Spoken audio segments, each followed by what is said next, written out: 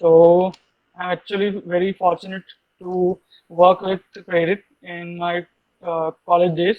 Uh, Yeah. uh, First of all, from College of Architecture, SOAT Vasar, we all welcome you on this webinar platform, Prerit. Uh, Thank you so much. uh, our guest, architect Prerit Kazi, holds a dual degree in regional planning and urban design from SEP University. He has worked with various NGOs, professional consultancies, and currently engaged with multinational consultancy firms. He has experience over 7 years working on projects in India, Bhutan, and UAE. His experience of work falls under the lead of overall master planning, industrial city planning, waterfront design, street character design, forming urban design regulations and guidelines, and on various similar uh, projects. So, uh, I would like uh, our principal Shailesh Nair sir to formally welcome him and say a few words. Thank you, Taha. That was a wonderful introduction of Perry. Indeed, it is a fortunate, we are fortunate enough to have him with us, and specifically on a topic which is of our city, that is our river Vishwamitra. So, on behalf of College of Architecture, let me welcome you, Prerit, for this webinar with us. And this is a series of Thank you. webinar which is going on urban issues. Initially, we have done various webinars, and we do webinar on topic basis or issue basis. Initially, we have done landscape, then we have done conservation also, then we have done digital products, and we have a series for open to our alumni, in which our passed out alumni present their work or their talk on some issues which is related to our academia or profession. So it is nice to have you here. Without wasting much time, let us go into the platform. And before that, I request Taha to please play the glimpse of our college so that Prerit can also know something about our college. Sure.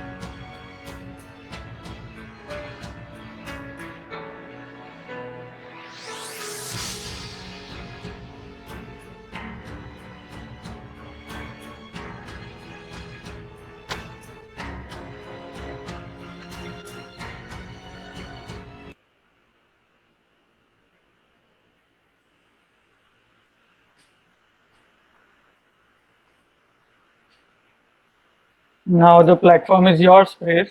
You can start presenting your screen and start the session. Thank you so much, Taha. That was indeed a very nice presentation. I thank you, Taha, Pallavi ma'am, Shailesh for a beautiful introduction.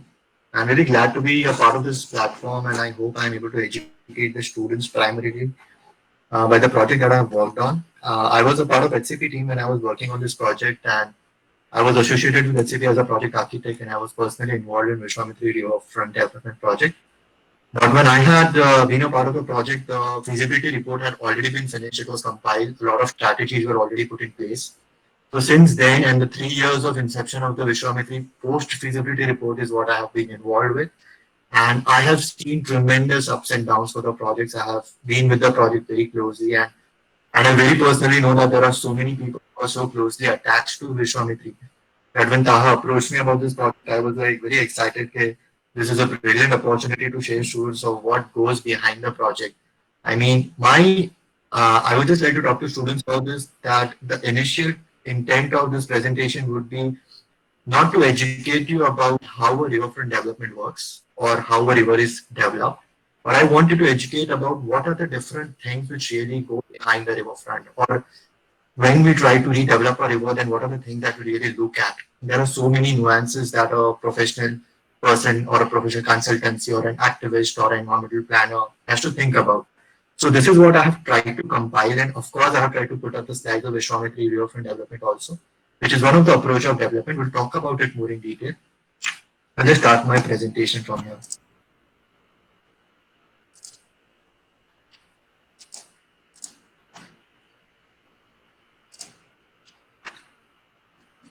Are we able to see it? Just let me know. Yes. Yes, we are able to see. Yeah, so I'm calling this as a narrative because this is not any picture that we are trying to see of how Vishwamitra riverfront development has happened. This is mainly a narrative of how a river and what is the current plight of the rivers, what is happening today, and how are different people approaching towards the entire idea of developing a river. What has to be done for the river? How can we safeguard a river, which is such a beautiful, such a natural asset to each and every country? That how can we do our best to make sure that river is not lost today in its own glory? So the way we are going to go forward is that we'll try to understand what is a riverine ecosystem. We'll try to understand what is the reach of a river. We'll understand what are the present plight of the rivers in India as well as abroad. We'll try to understand the various methods to approach a river. When we are talking about some revival, we are talking about redevelopment, and how do we approach towards such a project? And which are the technical professions which are involved in the nuances of river redevelopment? It is not only an architect or an urban planner or an urban designer, let's say. They're not the only people who are doing this. There are so many more people who are involved in this. And then we will come to the case of the Vishwamitri. So a lot of things will be I will really switch the slides very fast. What I'll try to do is I'll try to introduce new words for students, and I'll really encourage the students to self research on these words, because we don't have that much time that we can touch base on each and every topic. So I would really encourage the students to do some self research, and you can obviously reach me anytime to get back to me. I'll just start with this. So, what is riverine ecosystem? So, our most popular Wikipedia, what it tells is, what I want to highlight is, river ecosystems are part of a larger watershed networks of catchments, which smaller streams drain into the mid-sized streams and which progressively drain into a larger river network. So, it never is usually point A to point B. The river flows from the upper slope, it drains into the lower slope, and it finishes. It never happens like that. So river is a part of a very large watershed network. I'll try to show you some maps of what a large watershed network looks like. It is a couple of square kilometers. It is really big. So when we talk about large watershed networks, it means that the impact whenever a human or whenever anyone tries to intervene or try to do something in these watershed networks, there are impacts. And there are different degrees of impacts that we will try to understand. So this is how it looks like if you see an isometric. So these are the glaciers, and this is how the water melts, and it starts a small tributary of river, it starts going down, there are many tributaries which mix together, and then eventually it drains down to the ocean or some other part of the larger water body. So this is usually called as the upstream, this is midstream, and this is the downstream. So whenever a project happens, we usually talk in a language of there is an upstream of the project, there is a downstream of the project. So it is usually categorized in terms of slope. So upstream is where the higher elevation is, downstream is where the lower elevation is, and in between is somewhere where we live. So that's why there are large upstream regions as well as there are large downstream regions, and in between them we have human settlements. That is where we try to build our cities to live, work, and play. Right? So this is where the cities come in between the river ecosystem. That's how we have learned throughout the history that each and every human settlements try to be close to the river. It is very common, it is very fundamental that everyone wants to be close to the river because it is primary for our survival. I'm showing this map to understand, to make you understand that this is India, Bangladesh, this is Bhutan, and this you see is the river Brahmaputra, the course of Brahmaputra river. It originates from somewhere from Tibet, it passes through Arunachal Pradesh, it crosses Bangladesh, and eventually it goes down to Bay of Bengal. So this is one of the top 15 rivers, which is the longest river in the entire world, and it is also widest. So in this, what I'm trying to tell is that river have floodplains. So this Brahmaputra river would have a 20-kilometer wide floodplain. I'm talking about 20 kilometers over here. So this would be 20-kilometer wide floodplain. And this goes from Arunachal Pradesh, it touches a lot of cities in between and then comes down. So a lot of cities and towns in between have their own benefits by these rivers. And these rivers are very wide, they are very notorious. They are, because of heavy rainfall, they get flooded very much in between. I have highlighted a functioning city over here just to cite an example because we had a riverfront project that we did over here. It was the Amochu River, which was in Bhutan, but that river originated somewhere in China and it was called as a Torsa River. It is the same river, Torsa River and Amochu River. But as the Torsa River came downstream, there were news, when we were working on the project, there were news that China is planning to build a dam on Torsa River. So now, as soon as this news came, it was news of grave concern. That if someone is going to build a dam in the upstream, which is China, then the water capacity that is going to come in the downstream, it is going to be very much less. It is going to be regulated, if we say so. So that is a point of grave concern for each and every country. So what I'm trying to say is that anything that you try to do in this watershed network, it will have large impacts. So this is what it is, that when the river flows to the downstream and if you build a dam over here, then you can see a large reservoir is built. Now, we all know there are very many good reasons why we build reservoirs. I don't need to go to the science and what are the advantages. The main advantage is that we get fresh water reservoir. We're able to control the amount of water that is flowing. We're able to store fresh water so that it is not wasted. So earlier what used to happen that point A to point B, water used to run and it used to go away.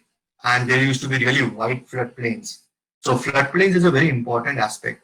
Now, whenever you build a dam, basically you regulate your source of water. So now there is a large pool of water over here, but there will be trickling down small rivulet which will be passing through the city. Now, when you go very much downstream, like suppose in the example, you will see that there is a break line, but if you assume this is 100 kilometers downstream, so the city authorities many times do not understand what is the importance of a floodplain, and we start developing on the floodplain because what we see is a very narrow river or a river which is flooded only occasionally or in couple of years only. So we start building on this river, we start reclaiming the land. But when the river comes in its natural form and the river starts swelling, the river starts inundating. We'll try to see a video of what our inundation is. Then what we experience is severe flooding. And I think all of us in different parts of the city have seen what is flooding. And right now, currently also when you're talking, we have seen Assam floods, what is happening over there. That is because we are basically building on the floodplains. If you see this is Narmada River, and if this is Narmada River during 1980s and 1990s, this is how it was. It was coming from here upstream, it is going down, this is Bharuch, and then it goes forward. Narmada is very popular in Gujarat as well as India. So after 1990s, if you see, we have Sardar Sarovar Dam, very popular. All of us know it as a tourist destination now. But this is a large reservoir. If you see the difference from to this, it has couple of kilometers of length which Sardar Sarovar reservoir is just occupying. Now, many of us would have heard news about Megha Patkar, who has been a social activist in this region and have been talking about the impacts which this reservoirs have. We know all the good things with the reservoir does, as I just told that it is a freshwater reservoir, it is good for disaster management. Maybe there is a drought, then it can help the major towns and metros which are downstream. But what about the people who are living right over here? Because when you build a wall and when you're trying to pull up this reservoir, there are so many people which are impacted. There are tribal regions, there are villages, there are forests which get inundated and they cannot be recovered back. So there are many social activities which fight for this cause. So if I tell you absolute number about this reservoir capacity, it is 9.5 lakh cubic meters. Just to understand, this is Baroda, by the way. This is where Vishwamitra flows and comes down. So if you see 9.5 kilometer cube of volume, if you the soil, then this is where your college is, it is quite safe. But if you see 2.1 kilometer by 2.1 kilometer by 2.1 kilometer of volume, that is how much is the reservoir of Sardar Sarovar Dam. It's quite huge, and if you understand the disastrous effects of it, it's quite scary. So rivers today actually are defined within its administrative boundaries. So we have shaken our hands up to the limits of our reach, and then rest of us is left to imagination. So we have a Surat Municipal Corporation, we have a Vadodara Municipal Corporation, we have Ahmedabad Municipal Corporation. So within the corporation, there is a defined boundary. Okay, this is the river that we are going to deal with. What comes upstream, what goes downstream, many times it remains neglected. So, even the administrators tell that there is only this much that we can do. We cannot go to, infinite limits. So there are policy interventions that people do because upstreams and downstreams cannot be neglected. The rivers within the administrative boundaries are the boundaries within which we live, within which we are responsible for the purity of the river. But upstream and downstream, who will take care of them? So even each and every corporation is trying to come up with policy level interventions, and they have been working on that. So if you see this, these are some top 5 polluted rivers in the world. So this is Sarno River in Italy. You can see how it is. This is the upstream region near the industrial belt of Sarno. This is Citarum River in Indonesia. You cannot almost see the river. This is Passaic River in New Jersey. It looks like it is okay. It's not that bad. But if you get to know that the mercury and lead content is so much ingressed in the river that there is no marine ecosystem surviving anymore in the river, it's really sad. This is Matanza River in Argentina. And this is Ganges River in India. I don't need to introduce this. This is quite popular for us. So even India has, been in the top 5, and we have been very serious about it. There have been many campaigns, many plans about how to clean up river, Ganga cleanup mission, etc., etc. There are a lot of programs which central government also brings out. But even the rivers within the administrative boundaries are not any better off. So they are equally in a degenerative state and need immediate attention of forest repair. So we will anyway talk about this when we talk about Vishwamitra, that when we talk about upstream and downstream, that they are getting polluted or they are not being given equal attention. But even the river within the administrative boundary, it is no better off, no way better off. So this is a global issue and needs immediate recovery plan. It requires professionals from diverse background to work closely and derive inclusive solutions. So it never works that, I have quite a good experience in this and I think I'm a master of it, I can do it. It's never possible. There is no one profession which can give an absolute answer to how to rejuvenate or recover a river from a degenerated state. There are all these people, and there is a teamwork which is required between all this kind of people together. There are urban planner, landscape architects, geotechnical engineers, civil engineers, surveyors, hydraulics and hydrology engineers, socioeconomic, so important, horticulturalists, most importantly, activists, government authorities, NGOs, academicians, infrastructure planners, all of them work together to derive a plan. So what it is that everyone has their own forte of thinking, everyone has their own expertise in which they can give suggestions, they can give some observations of how a river should be. Then I eventually believe that we as an architects or we as urban planners, we have a language. We have a language to bring all that communication together and try to make a story. Not only a story, but try to make a solution which can, respect everyone's point of view, which can respect everyone's desire or intent, and then derive a solution which is inclusive and it can win on all the fronts. So how do we approach a solution for such a highly complex organic system like a river? So it is imperative for us to understand that every river is unique for what it's offer. Its place of origin is different, its geography is different, its hydrology, surrounding ecology, and its thriving flora and fauna. So there cannot be a one-cut solution for Vishwamitra, same applied to maybe Tapi, same applied to somewhere else. It's not possible. So I have worked on 6 riverfronts so far, and I have never found that any one 3D or any one section I'm able to replicate in some other river. It's almost impossible because all these conditions are so different. And the concerns of the administrative authorities over that city are so different that we have to take care of each and every aspect. So whenever we talk about rivers, so whenever a project comes, then it depends that what is the level of intervention that we are willing to make a constructive impact on the life of the river. How much are we going to go inside? How much are we planning to, maybe let's call it disturb the soil, or let us say how much are we planning to reconstruct the entire river and its ecology. And based on that, there are different terms that all of us would have heard, like river restoration, river rejuvenation, river conservation, retrofitting, redevelopment. All of these terms are actually facades of the same, same diamond kind of stuff. So, I mean, each and everything goes together. It's not like if you're doing river conservation, you're not retrofitting the river. If you're redeveloping the river, then you're not going to restore or regenerate the river. You're doing all of that at the same time. So when you're taking a river, you cannot take it as a piecemeal approach. You cannot develop a 1 kilometer of the river and then think, okay, fine, I'll see the next part of the river maybe later. It is a whole ecosystem. You have to think holistically. That's why maybe in some parts, maybe you will think of redeveloping a river in a different way. In some parts, you will think of rejuvenating the river in a different way. So approach will differ, but you will have the whole thing tied up together in your mind when you're designing, when you're developing the river.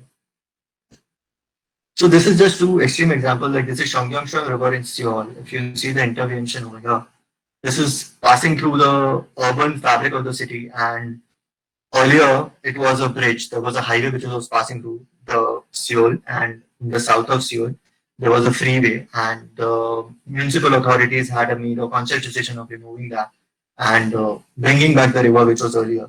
And this is the intervention that how it looks like today. And it is very much back to the people. People are using it to the best optimum capacity, and it's quite an amazing public place today, if you ask me. Similarly, this is Bishan Park in Singapore. The river over here, if you see, it's quite narrow and it is connected with canals. It is not even actually a river, but it is, if you see, this is a concrete lined canal. But it is freely flowing through this urban park, which is designed, and it is going through and going. And then there are a lot of public activities which are put together over here, and it is made like a big urban park. To come to Vishwamitri, we'll talk about Vishwamitri. Over here, so far I was just trying to talk about rivers in general, what is the state and how should we be thinking about it. So if we talk about Vishwamitra River, so this is a historic city and we all know Vadodara has a good history, and we had enlightened king like Sayaji Rao Gaikwad, and he had built a lot of important historical landmarks in the city, which are even very well built today. One of the most popular MS University that we keep on visiting. And it is culturally very vibrant, it is active city, and since history, Vadodara had a very strong connection with Vishwamitra River. You can see the ghats at Kala Ghoda. People used to come down to the river. There were various religious processions that used to happen over the ghats. And this is how the ghats were connected. People were really interactive to the river. What I'm trying to say is over here. It also has been an ecological corridor for the city. There has been a lot of flora and fauna in the river. The main, most important aspect is it has crocodiles. It has been called as a living river. You cannot ignore this. And there have been so many articles, when flooding has been happening in Baroda, and I have read that suddenly crocodiles start appearing in bathrooms of people's apartments, and I've been shook when I read that. The river has been home to diverse flora and fauna. And of course, the city has been expanding, and it has been increasing the pressure on the Baroda River within its limits. So when I talk about the limit, this is what happened. This is the boundary, and the river in between, which is going diagonally. That is the river that we define as Vishwamitri. But what about upper catchment and lower catchment? So yeah, growth of the city has put immense pressure on its natural and urban aspects, and they will continue to do so as the population will grow, as will sprawl. So this is how it is in river right now. Sewage flows from a stormwater outfalls and tributary. This is how it looks. It is no better than what example that we just saw earlier in global standards. This is how the garbage is dumped in the river. The slums have encroached the river banks. The city has almost turned it back to the river. So basically, there's no interaction. There is no real purpose of why we should go to the rivers. So that's why, as a statement, like which parts Vadodara should have a glorious and distinctive future as well. So this is Kalagoda Ghats right now, completely lost its whole glory. And today you can see there is parking happening, and there are some buildings with setbacks on top. This is how it was before. So our mission should be that Vadodara needs to rejuvenate the ecology of Vishwamitra River, then restore the connection with the people and address the future needs of the city. But how can we do this? So we are not very new in doing this. There have been examples throughout the world who have been very successful in doing this kind of projects. So this is Malacca River in Malaysia. So Malacca used to be the historical capital of Malaysia. It still is. So a lot of tourist inflow is there, and this is how they had approached the project. This is again the same Shanghai River in Seoul. This is how the freeway was, which I was mentioning, and then they converted into a complete urban park with the river. This is Pasig River in Manila. This is Rhone River in Jan. So similarly, even Baroda BMSS, which is the Vadodara Mahanagar Seva Sadhan, also had taken initiative to comprehensively look at river Vishwamitri and then how can we make it to as an asset to the city. So that is how the project was initiated. That is how the roots were put up. So this is the basic approach. So we understand the context, we make a visioning, we do visioning with a lot of stakeholders, and then we develop a master plan. There are a lot of meetings in between. So there are many field experts that meet together. We did site visits. There was a lot of brainstorming sessions, design sessions. You can call them charades. We used to spend 1 or 2 days in Baroda to brainstorm over the idea. So this is how Baroda is. This is the municipal boundary, and this is the Vishwamitra River from NHA to Ring Road. If you see, it's about 16.5 to 17 kilometers of length. So average width that we took for study area was 500 meters over here. So the overall documentation of the entire river was done for this 500 meters. So this is the area assessment. So whenever we are doing a project, again, because this is for students, this is not just Google tracing an image and then making a good visual master plan which looks good. There is a lot of green. There is a lot of technical studies which are involved in this. So this is a detailed topographical survey which is required. There are geotechnical investigation which is required to understand what is the soil characteristic, because that is what will tell us that what kind of foundation or what kind of structure that we need to make. Then river hydrology and hydrology, the most important aspect, because this is what governs the flood. And flood mitigation has always been the top priority whenever such projects are floated. This is not just for a purification purpose, but the main purpose is always flood mitigation. Then there are infrastructure networks, the kind of images that we just saw, that how sewage has been dumped into the rivers. So we need to redo the infrastructure network. We need to find the missing gaps and we need to look at them. Then make a base map, and there is a Melavni study. This is for land development and understanding the parcels and all that.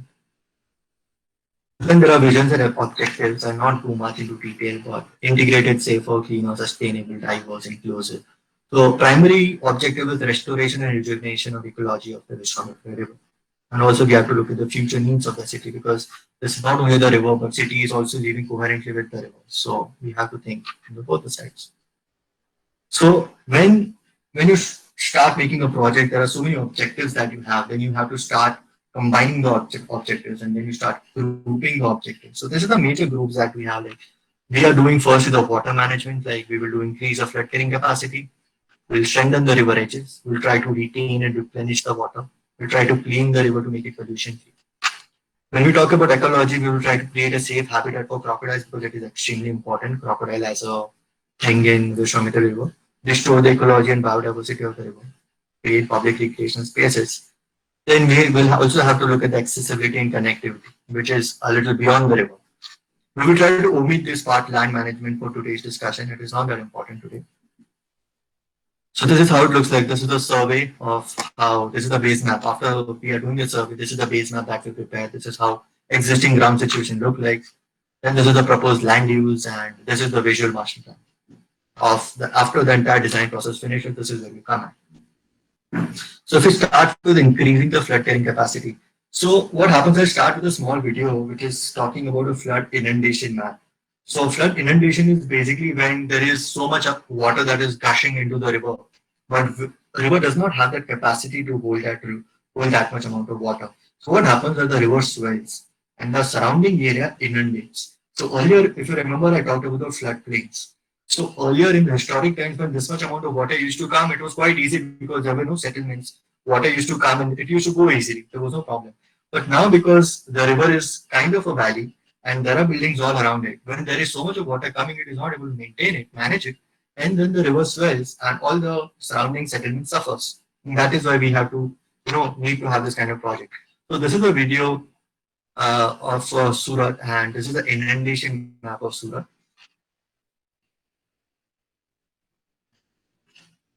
So this just shows that if volume of water crosses certain level, then what happens? I mean, first thing is that the lower lying areas gets affected, and then the higher lying areas. And this is absolutely true because I live over here, right over here. So I know what's the condition of Surat when it's flooding. And Surat also has been quite popular when it floods. So this is the truth, and each and every city is fighting for this, and that is why we have been designing sections of the river to make sure that we are able to give the maximum capacity. We are able to achieve the maximum capacity of water, so that they do not inundate. Earlier we talked about the water catchment areas. So this, if you see NH6 and Ring Road, that is the administrative boundary of the river. So this is not Vishwamitra River. The Vishwamitra comes from this Pratapura Reservoir as well as Sayaji Sarovar. All of this together contributes to the catchment of Vishwamitra. The water comes down and drains down to this point and converges here, and then it flows and becomes a Vishwamitra River and it further goes down. So the study of this entire area is equally important. So these are the frequent floods in Baroda. This is in 2005. We all may be aware of the history of floods in Baroda. It almost even surpasses the bridges. This is in 2013. This is the damage to property in life that we see what happens. This is called as river inundation. So this is the inundated area. So you usually map this kind of areas in GIS. There are a lot of applications which are used now to map inundated areas so that we can better plan them. So whenever you're trying to achieve a flood carrying capacity, each and every city has a lot of historical flood data. So all of this data is accumulated and then it is run through various softwares.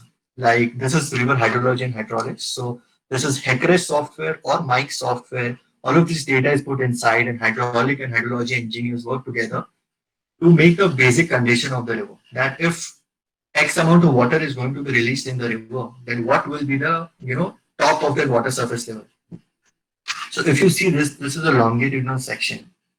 Now I'm not sure if students maybe would have heard about a longitudinal section, but I'll just give an introduction that section that is cut parallel to the topographic features like river, road, etc., which helps in documenting the bridges, vegetation, river banks, infrastructure services, and encroachments of any kind with all its relevant details. So usually when you cut a LS through the entire Vishwamitra river, it is 17 kilometers long. So you cannot have a 17-kilometer long section. Otherwise, you will not be able to see this small variations. So what we do is we scale that sections narrower. So when you scale them narrower, whenever there are some undulations in the ground, they easily pop out. They easily come out. Okay, now we understand there is something going on over here. So this is the LS. These are the bridges that we have mapped. Similarly, we also map infrastructure bridges if they are crossing anywhere in the river. Then if you see this river bed, so how do you do a riverbed ka survey? Because वहाँ पे तो पानी है, there are so many crocodiles, etc., etc. So how do you do a riverbed? So that is called as a bathymetry survey. The survey that you do on ground is called as a total station survey or a topographic survey. But the survey that you do for the rivers or to understand the river bed condition, that is called as a bathymetric survey. So bathymetric survey can be done in two parts. That can be different multi-beam echo sounder equipments which are coming now. They are quite expensive, but this is one of the methods of doing them. And there is also staffing method, still a typical traditional method of staffing which is still adaptable. And both of them are quite applicable. And this is how you can actually understand what is depth of the river. Locally, you cannot just assume a 4 meter depth of Vishwamitra river ki, so you cannot do a 4 meter constant line. It keeps on varying, and this variation is very important to understand. Then go ahead. So then you try to understand what is the flood value. So these are different methods and there are different flood values. Eventually, what we understand as just as a conclusion is 805 cubics of water is what is the capacity of Vishwamitra river as we understand. Anything above 805 cubics of water, it is going to result into flooding. As simple as that. So this number comes from the softwares. So this is the riverbed that has come from bathymetric survey. I already told you. Green and brown lines is the left bank and right bank. So now when you cut a section from the middle, you have one bank which is facing you and one bank behind you. You try to map them so that you understand where are the local. I mean, whenever you try to do cut and fill or whenever you have to level down the ground, you understand what is the profile of the left bank and right bank. That is why this is important. And these are different bridges. And this is HFL, which are marked as per the historical data, which is the HFL and when. So if you see HFL of 2005, a lot of bridges are actually submerged. If you see this across the river, a lot of bridges are already submerged. Only 3 bridges are above the water. So what do you do about this now? How do you deal with this? If this is a documented condition, everyone knows that river has been wildly flowing and bridges have been submerged. So we have to try to, the basic fundamental is we have to try to achieve laminar flow. So what is a laminar flow is that there are no obstructions when a river flow is going. What I try to mean is that whenever there is bridge, there are a lot of constructions which have happened in between. There is a lot of wild vegetation, there are a lot of infrastructure lines which are blocked by a lot of garbage. So what does this do is when there is flooding happening, this all become obstruction. Now water is not able to flow smoothly. It reduces its capacity of the natural carrying capacity of the river. Plus, this also creates afflux. Afflux is a simple phenomena. There is nothing technical. Whatever happens is there are reverse currents which are formed. We all know that if you just throw a glass of water on the table and if you keep your hand in between, then the water tries to change the direction. But now when the flood is there, the velocity is so much high that this afflux results in the erosion of the soil. So suppose the water is flowing at a very high velocity over here and there is afflux, of course there will be a flood. So all the soil that you see will be taken away and it will of course impact a lot of flora and fauna around it. So that is why the first solution is that we have to clean the river. I mean, clean the river meaning we're not trying to say that we have to remove all the trees which are on the riverbed, but we are trying to say that whichever is weed, whichever vegetation which is wild vegetation, which is not helping the ecology of the river, we should try to address that kind of vegetation. Second comes strengthening the river edge. So that is we do a detailed survey of the river, then we do geotechnical investigation throughout the river. So this is also kind of a longitudinal section, but of geotechnical investigation. So all of these layers that you see, blue, green, yellow, these are different kinds of soil. So one is cohesive soil, one is clay, silty soil, some is sandy soil. So if you see throughout the river, then which band is applicable where, what is the depth of that band? That is what you how you understand this. And this tells us that what should be the depth of the foundation. If you ever have to do a foundation, what should be the depth of that foundation? So then you document the existing river edge, compound wall fencing, where are the slums, where is the natural condition. So this is done in detail using a survey. Then it is documented graphically. What you see is a very refined information, but if you see total station survey, they look total chaos. So this is the proposed river edge treatment. So after understanding the overall situation, understanding the overall context, we try to propose that where do we think pitching should come? Where do we think a retaining wall will be required? And where do we think a riparian edge, which is much more natural, which is for crocodiles, much more natural to the built environment. So considering that all of this is planned, wherever there is not much space, only at such conditions retaining wall is put up because pitching requires more space than retaining wall, almost 3 times. Riparian edge requires even 5 times the space of retaining wall. So you even need space to expand. You cannot just plan, we just want a natural edge, just put a natural edge. You have to think of a lot of terms because there are a lot of private properties which are touching the river. So this is how different variations of the river were modeled at that time. So this is a pitching edge which is completely natural. This is one of pitching edge which is stone pitching. This is a riparian edge where crocodile habitat can also be together symbiotic to the riverfront. This is retaining wall as well as pitching on both the sides. This is double pitching. If there is enough space, if there is a lot of opportunity of developing a promenade or public activity, you can have this kind of spaces. And this kind of spaces have been developed elsewhere in the world also. This is very likely. This is in Russia. This is in Toulouse. This is in Spain and Philadelphia. So all of the cities have their own methods of exploration, their own methods of arriving at a solution. And that's what we see over here. So to achieve any river edge, you cannot just say that I want a natural edge, so just keep it the way it is. Anyone and everyone needs to engineer to some way. And that is why when I said that it always depends upon a conscious decision that what is the level of intervention that you want to make as a student or even a professional, how much intervention do you want to make? So when you see a beautiful image like this, it's so green, it is so natural, people are active on the edge, but it is not just built like that. You have to, some point in time in history, they had to, get back to the roots of the river. They had to engineer some part of it. Even though this looks very natural, but there has been underground sewer lines which have been laid. And for that, they had to engineer it. They had to remove some kind of vegetation and replant it. So this is the existing river edge of Baroda also, and this was thought from the flood point of view that whenever we will also have floods. I mean, Baroda, from whatever maximum optimum capacity we have tried to design, this is how overall visualization will look like. The public prominence will still not be disturbed or will be minimally damaged, and we will be able to surpass the situation of floods. Other is retaining and replenish the water. So whenever a project comes, it's what usually happens from highest flow to the lowest flow, water will just drain down. It is completely fine as an approach. There is nothing wrong with it. But when, as an authority or as a client, when it comes to that, I want to do this, can you do something better with it? Then they come up with ideas that, we are making a river and we are trying to make it publicly accessible also. But if there is no river, then why will people come to the river? How can we make sure that there is water when people come? Of course, we cannot do. No consultant can say, okay, no, there will be water, I'm sure. Hydrology consultant cannot tell you there will be water. We cannot predict the rainfall. So this is just one of the strategies that whenever the water flows from top to bottom, if you build barrages is a smaller kind of infrastructure, engineering, something similar to a dam or a check dam, I would say. And they are motorable also. There are and a pedestrian movement can also be done. So there were two very sensitively selected locations where two barrages were planned. So when as soon as you put a barrage, water will start be can be stored. Now this water which is stored can be used in various ways. Of course, it can be used as a fresh water, and a lot of water treatment capacity can be increased of the city, as well as it will help as a public recreational feature. So these are the two locations where barrages are placed. This is how a barrage can look like. It is not a very big structure. It is just to regulate the flow of water. So if you want, you can close the gates and water will stop flowing. This is how it looks.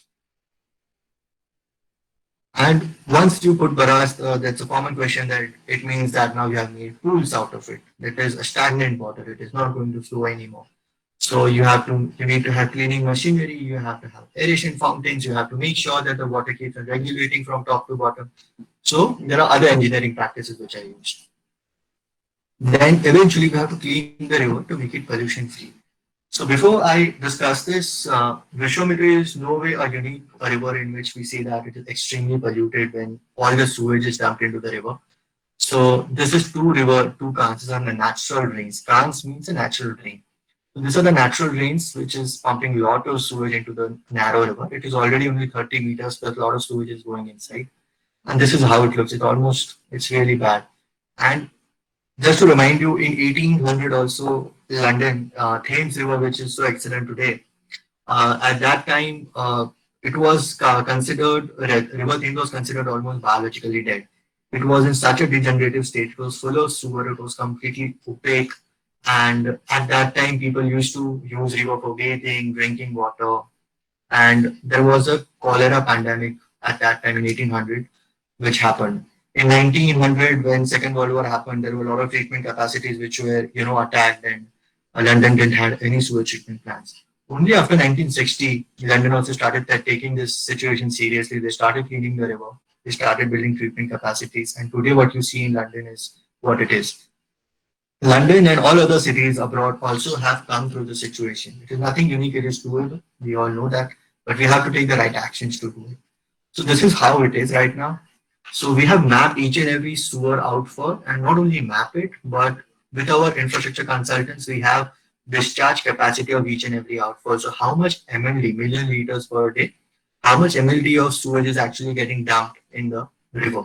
We have to stop it anyway. So this is piped outfall, which are like pipe drains, and these are natural drains over here, yellow ones. So it's a basic solution. There is nothing big. You have to put interceptor sewers which are running from top of the topography to the bottom of topography, considering the slopes. You have to bring that interceptor sewers and connect it to the nearest sewage treatment plants. You have to clean that sewer, and then you can discharge that cleaned water back to the system. And same for the cans and the natural drains. So basically, whatever stormwater outlets which are being, it were planned like stormwater outlets, and whenever the rainwater will come, go directly into the river. It is completely fine. But what happens is a lot of encroachments or other slums or even other societies try to start tapping the sewer drains into the stormwater outlets, and that is when the problem comes. because they are no more connected to the city-wide network of sewage treatment plants. Now that sewage directly starts dumping into the river and river gets polluted. So we need to we need to intercept them before they come into the river. So the sewage water intercepts into this interceptor chamber. It runs parallelly throughout the river and then eventually the sewage gets dumped into the sewage treatment plant. And then it gets treated there and then it can again be discharged into the river. So yeah, this is how the entire planning was. Then we go to ecology. I'll move a little fast. So this is how Sayaji Bagh was, and then there was proposed parks. This is a different categorization of parks. And crocodile habitat was a very important feature. We had mapped all the crocodiles with some local person, Dr. Raju Vyas. He had helped us in a great deal to document where the crocodile nesting is, and it was very important information for us. So this was the initial idea of where the crocodile habitat should be. It kept on moving. This is how it was envisioned that crocodile habitat can live in a symbiotic relationship with humans. Restore the ecology. So this is about the meandering nature of a river. So what you see right now, river as a straight going, streamlined river. Earlier it used to be like this. It used to take a turn and then again go. So it used to meander a lot. Eventually, with passing time, the river used to change course with velocity and a lot of other factors. River changes its course naturally. So this gets dried up and then river flows like this now. So this is called as an oxbow lake. Earlier used to be a river, but now it is dry. So this is the natural flow regime of the river, and this is Oxbow Lake. So there are about 9 Oxbow lakes in and around Vishwamitra River, and all of these lakes have been taken considered sensibly, and they have been tried to conserve. Something like this, a very conceptual proposal of how Oxbow lakes can be converted into public parks, and then development of grants, kind of proposals. Creating public recreation spaces, another objective was. So these are larger recreation spaces where public can come together, they can agglomerate. So different spaces which had certain areas were identified and put together in master plan, like Sama Lake. Today Sama Lake is already developed, I think, locally. Bhuvan Talau is also getting redeveloped.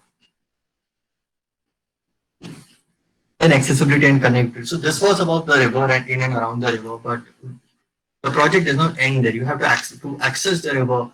If you're required to access the river, then there are certain access steps. There can be ramps and there are guards which are planned across the length of the river.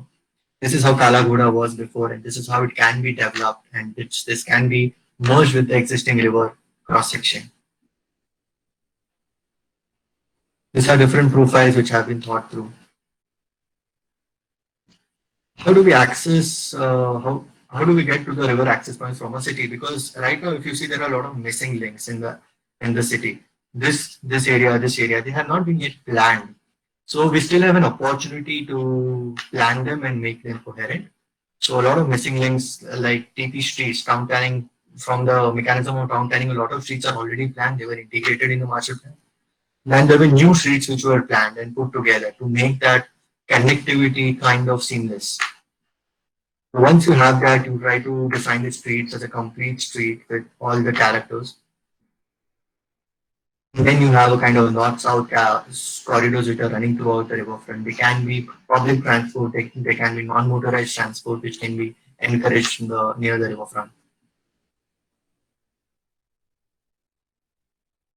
Yeah, this is so this is the master plan, ground conditions, this is the land use, and this is the master plan today. Over here, I just put the slide as a zoom in just to make one point for the students. This is the existing course of the river. This is on the north of Vishwamitra River. And this is how it is. This is Sama Lake. Sorry. And this is how the base map was prepared. So this red boundary is what I wanted to discuss. So this red boundary is a cadastral boundary of the river. Now this is the official boundary. And the land under this comes under the central government. It does not even come under state government. It is owned by collector of the state. And so this is the official boundary on land records. For this situation, because the natural flow of the river and the red boundaries actually they are running together. There is no problem over here. So the same proposal also took that same turns and same shape and it was continued. But if you see this Sama Bridge to Fatehganj Bridge, the river is flowing like this. It is going straight and there are local deviations and then again going down. So this is how the river is flowing, and this is a cadastral record. So now this is a problem. So now, because the river has changed its course naturally, there would be definitely private plots which were earlier over here, but now they're submerged underwater. This is a cadastral river now. This is empty plot of land, but there is this is under government ownership, but the river is not flowing here. So you cannot push any of them. You cannot make this boundary into this, or you cannot push the river to go through here.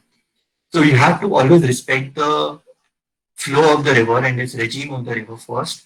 And then there is the other exercise, which was completely about reorganization of the cadastral record boundary of the river, which is separately done. But it was equally important because the land record, which is the absolute number in terms of acres and hectares, that needs to be approved. So then, yeah, this is how the master plan, this is the overall rendering of the master plan developed.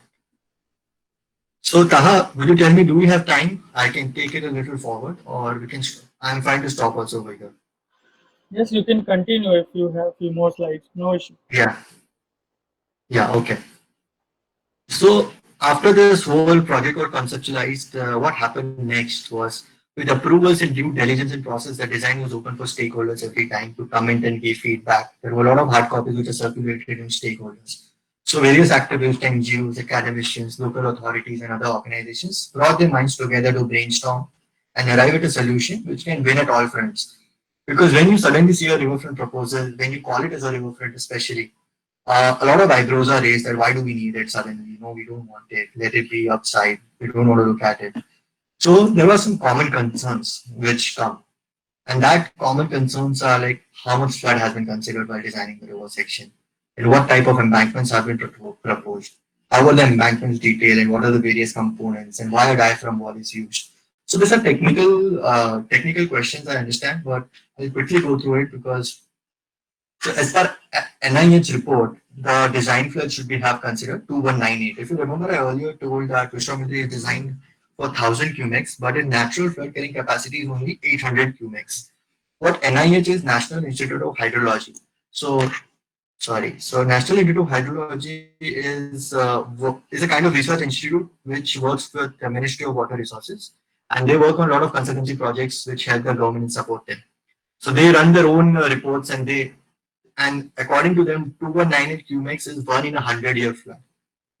Okay, so there is 1 in a 100-year flood, 1 in a 50-year flood, 1 in 25, 1 in 10-year flood. So this is the frequency of occurrence. So it is quite probable that once in a 100 years, it is possible that 2100 cumex of water can come into Vishwamitra River.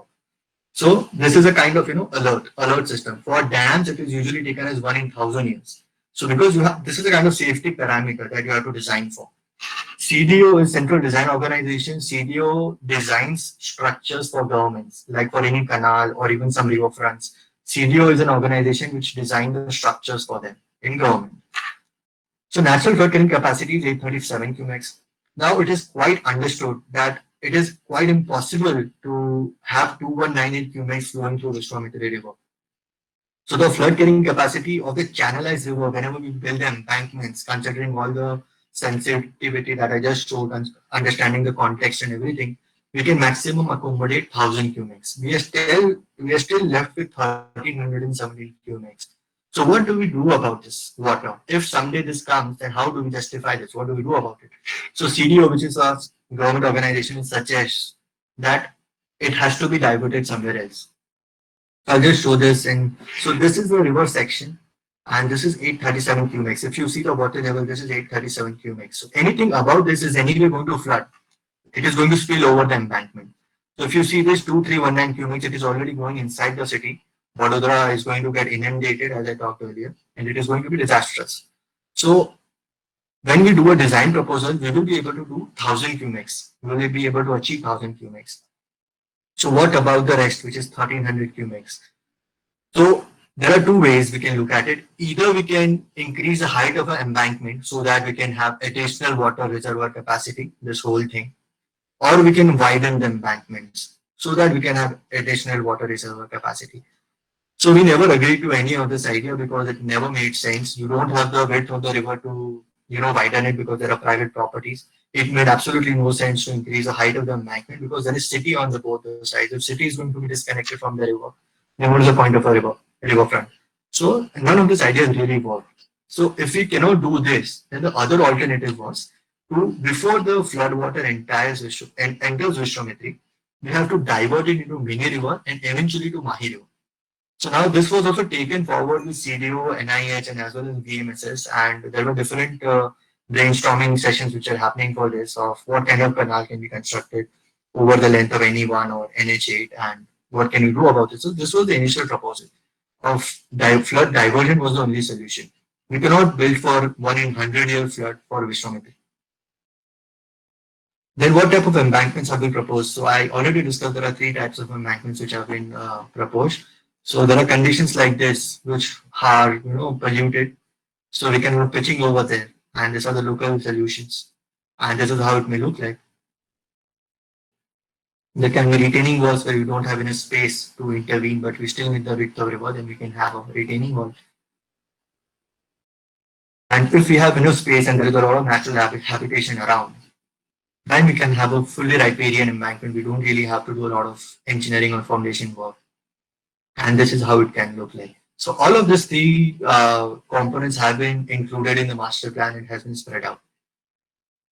So how are embankments detailed? And because the solid question that everyone has is, okay, why embankment? First of all, okay, why embankment? So the only justification or the how I want to make people understand is that there is a liability of projects. When you do a project, you have a liability to safeguard someone. You are liability to answer someone. If you don't have embankments, you don't have any control. You don't have any. You are not able to regulate the water in the way you want to do. So tomorrow, if you have been, you have taken a project and you are just saying that no, we'll keep it natural the way it is, and tomorrow flood comes and the city gets submerged, and you have already spent some couple of crores behind it. Who is answerable to that? We are talking about government projects over here. These are public projects, especially in India. We are such a big democracy. Moving small thing also requires a lot of approvals. So for getting that liability, for answering to that liability, there are some kind of protection measures that have to be taken. If you ask today in architecture, also each and every structural engineer has to take some kind of safety measures. There is a clause of safety, otherwise they will be framed. So there are two basic elements to understand in embankment. There is a river bed protection and there is a bank protection. So if you see this component, this is the component one. It looks like a diaphragm wall, and there are other techniques also. Right now it is a diaphragm wall. And this is the second one, the erosion protection, which is the river bank. As I told you, when there is a high velocity of the river which is going through here, it will erode the river bank when it is in natural state. So we have to do some basic engineering over it to protect the river bank from erosion. So many geotextiles, jute, coir mattresses, which are compliant with IRC codes, everything can be used for component 2. And the component 3 is interceptive sewer for cleaning the pollution of the river. So all these three components have to work cohesively together to derive a solution. So this is how a kind of montage can look like, which is natural, which is a stone pitching. It has a diaphragm wall because we want to protect it from scouring. Then this is how embankment can be planned. There can be geotextile fabrics also over here. It can be look like a Gabion wall, but it can be very natural. Then what is a diaphragm wall and what are its alternate solutions? So people are usually very much offended. I'm talking on a student platform, so I feel comfortable talking to them.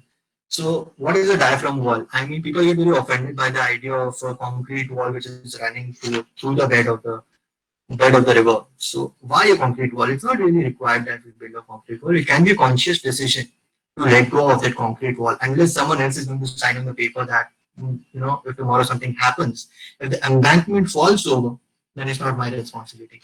Basically, the whole embankment is supported on this diaphragm wall. And how is the length of or the depth of the diaphragm wall understood? So I earlier told you that we do geotechnical investigations to understand what is a soil profile. So when you understand a soil profile, there is something called a scour.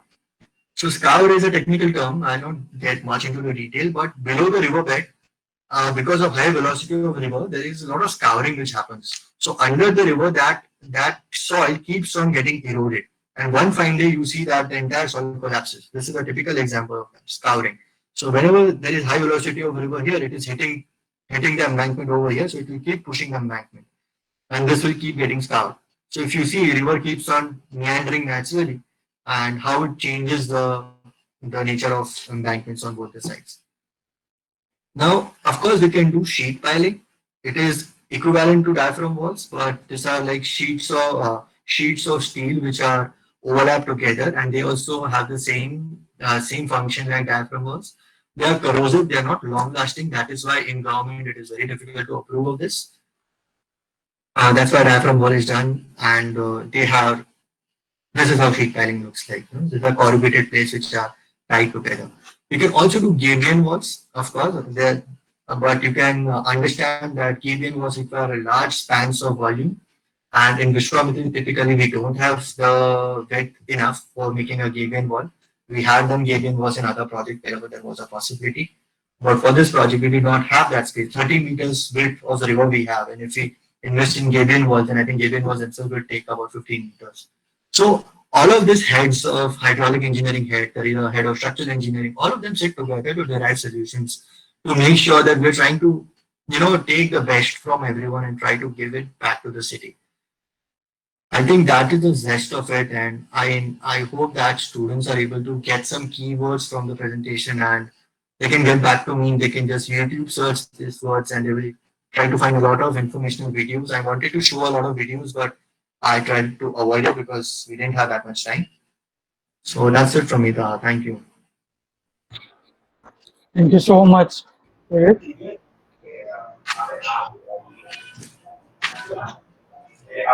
You can stop your sharing now.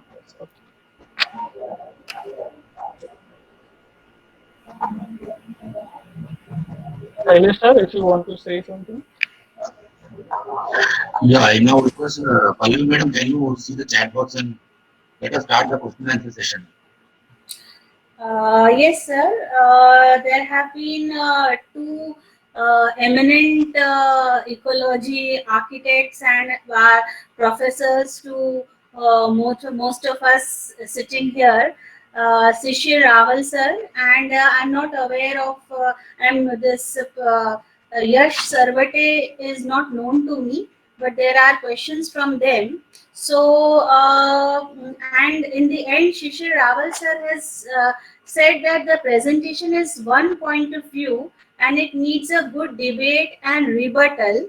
So there have been throughout, Shishir Rawal sir has posted many questions, but I think the most important one in the beginning, which he had posed, and I think if Prerit Kazi sir is able to explain that, most of the questions will be covered. The question is for the main master plan objective, how did you oblique HCP meet the increased flood carrying capacity for Vishwamitri River and restore ecology of river in their proposal?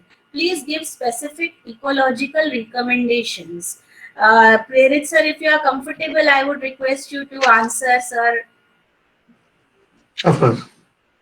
Yeah. So as I mentioned, we had done a detailed hydrology and hydraulic assessment of this, and considering that I already explained that there was only this much, as much as you can do to safeguard the capacity of Baroda from Vishwamitra River from the capacity of flood. So national carrying capacity was 805, but we cannot widen the river, neither can we heighten the embankments to a level that we can increase more capacity. That's why additional flood was supposed to be gone through a diversion channel.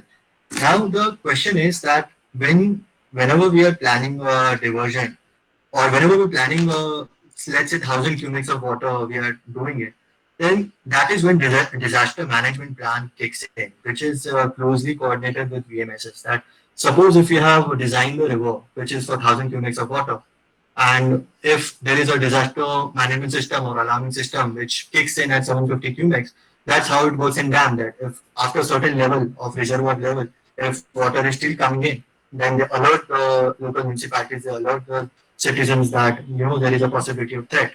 So that is what we can adapt to, because you cannot build higher embankments, so neither you can widen the river.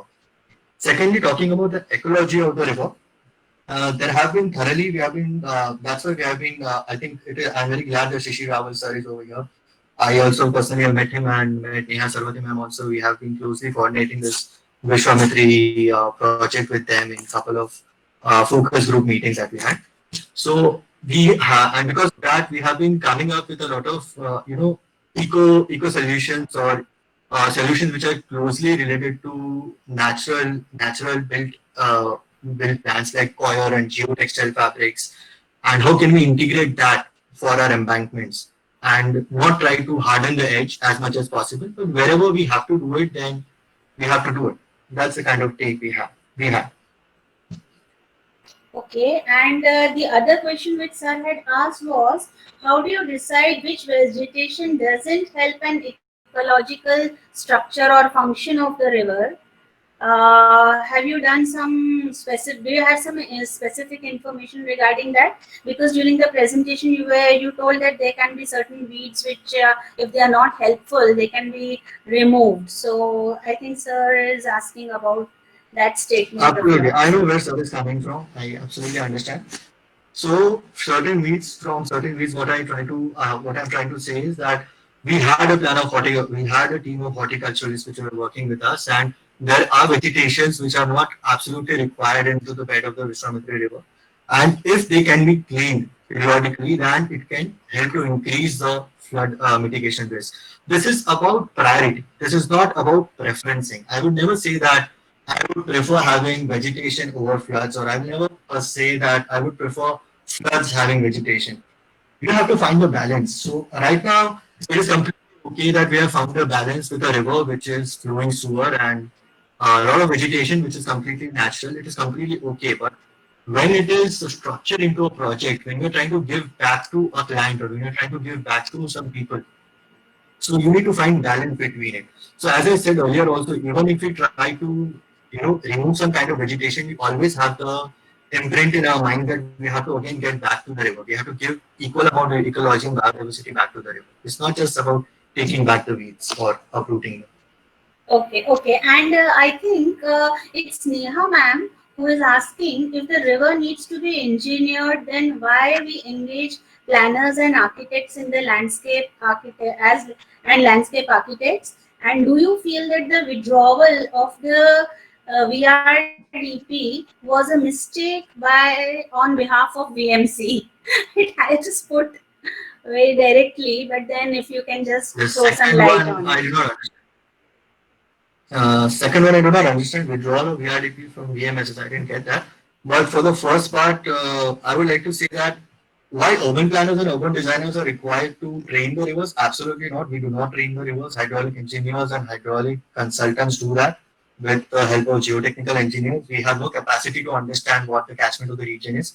What we can do is we can cohesively look at a lot of approaches together. We can understand what a hydraulic consultant is saying, what a geotechnical person is saying. We understand maps, we understand plans. We are sensible enough to draw a design which can, fit a lot of ideas together.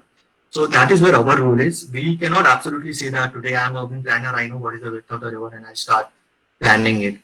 So I think that is where our approach will be.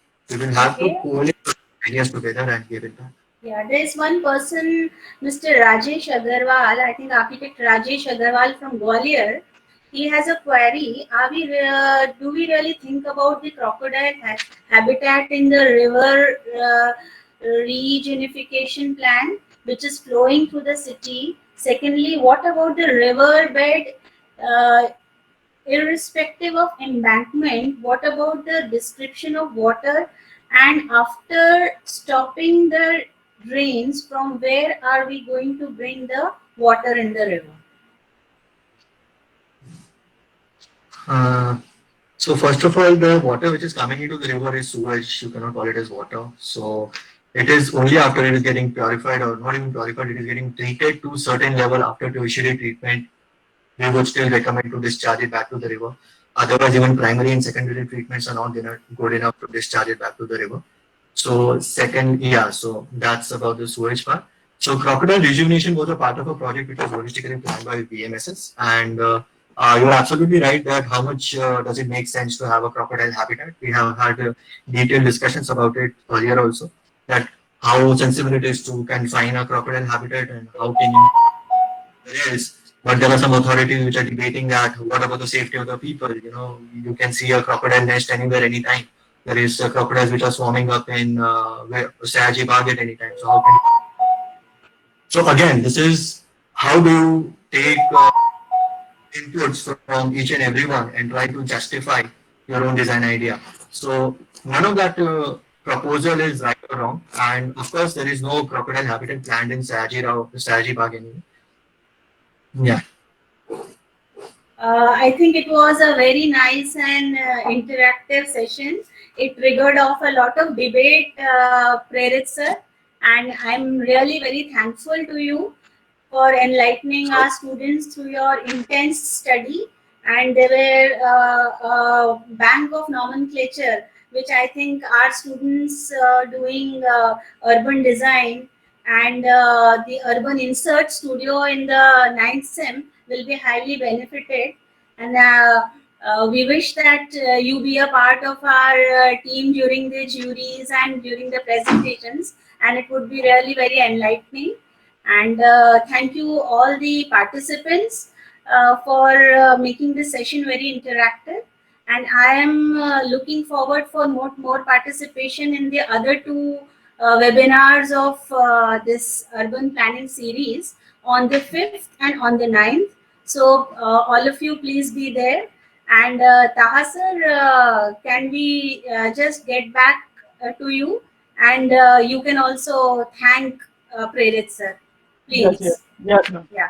Thank you so much, Craig, for sharing your amazing work in terms of drawings and for enlightening our students to do more work and what kind of behind the work you need to do when you heard a word or maybe do a research work on the river and river edges.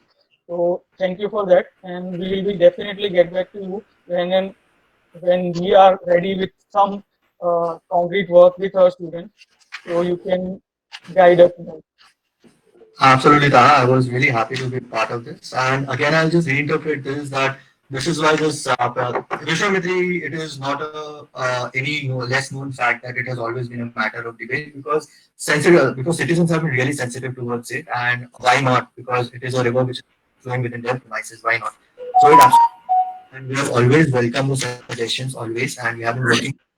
So for this presentation, my whole idea was to understand that there are so many aspects of looking at a river redevelopment. It is never to show that this is how you should approach in making a river redevelopment plan. That's why I said that there is river rejuvenation, there is conservation, there is retrofitting, there is restoration. So which approach you're really looking at it? What kind of structural balance you're trying to bring in the ecosystem? That is important for the students to understand. And when you think of it, you cannot neglect all other parts.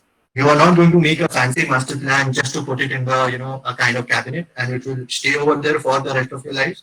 It is fine if you want to do that. But if you really want to make it work, if you really want make it to take its shape, then you have to talk to a lot of people, just the way we have been talking to everyone. Invite as many suggestions, as much feedback you get, and it will be absolutely brilliant. I think everyone will like it. Thank you so much and good luck. Thank you. Thank you so much. Thank you. Yeah.